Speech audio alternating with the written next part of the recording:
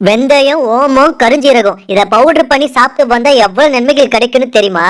இத மூணுமே ஒன்னா சாப்பிட்டா பெஸ்ட்னு தெரியும். ஆனா எப்படி பண்ணணும், எந்தெந்த அளவு போட்டு பண்ணணும்னு தெளிவா சொல்லு.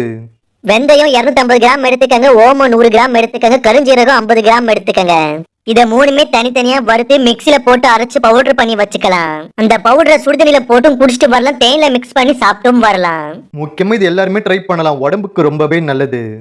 உடம்பு எடைய தொப்பைய ரொம்ப ஈஸியா குறைப்பேன், உடம்புல இருக்கிற கெட்ட கழிவுகளை வெளியேற்றுவேன், ரத்த ஓட்டம் சீராக இருக்கும், ரத்தத்தை சுத்தமா வச்சுப்பேன், கண்ணுக்கு நான் ரொம்பவே நல்லது, தலைமுடிய கொட்டாம பாத்துப்பேன், எலும்புகளை வலுவா வச்சுப்பேன். இதுதான் ரொம்ப முக்கியமான விஷயம். அந்த பொடி கொஞ்சோண்டு எடுத்துக்கிட்டா போதும், ரொம்ப எடுத்துக்கணும் அவசியம் இல்ல.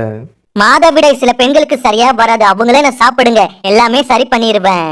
ரத்தத்துல சக்கரை அளவை கம்மி பண்ணுவேன், எந்த புற்றுநோயுமே வராம பாத்துப்பேன், மாரடைப்பு வராம பாத்துப்பேன், மலச்சிக்கலை சரி பண்ணுவேன். நல்லதே சாப்பிடுங்க, நல்லபடியா வாழுங்க, நல்ல எண்ணத்தோட இந்த வீடியோவை ஷேர் பண்ணுங்க. தேங்க்யூ.